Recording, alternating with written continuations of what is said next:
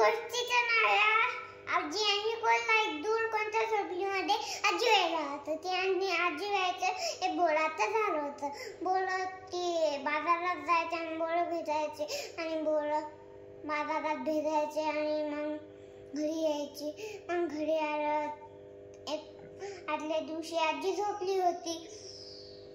मग एक कोल्हा आला बोरं खात होता आणि त्या लहान जवळ गेला त्याच्या घरी. मग आदल्या दिवशी बी आजी झोपली होती आजीबाई. मग आजीबाईनं एक कोल्हा आला आणि त्या लहानकडून बोरं खायला गेला आणि त्या लहानकडून जवळ गेला. मग आदल्या दिवशी आजी झोपली होती. मग आदल्या दिवशी कोल्हा आला आणि त्या लहानकडून बोरं खायला गेला. बोरं खाण्यासाठी त्याच्या घरी गेला. आदल्या दिवशी आजी सोचलं की आपले बोरं कोणतरी चोरायला येत आहे. मग आदल्या दिवशी आजी झोपली नाही, खिडकीतून बसून पाहत होती की ती कोल्हा याची वाट बघत होती. मग ते हळूच कोल्हा आला आणि बोरं खाऊन त्या लहानकडून गेला. पण आता आजी झोपली नाही होत.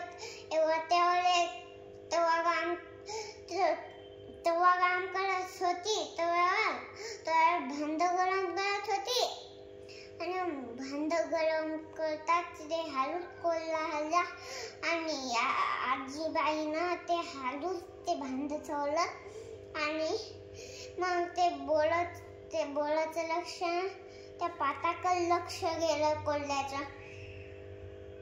कोल्हा मला आज मस्त पाठ शिकायला भेटलं.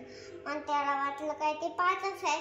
मग त्या भांड्या उभं राहून ते कोल्ह्याच्या पायाला चटका लागला निवडत होता आणि एक आजीबाई आली मोठी काठी घेऊन आणि त्या मारू लागली आणि आजी दुरून म्हणली, ये कोल्ह्या, माझे बोरं पिकलेले आहेत, खाऊन जाय.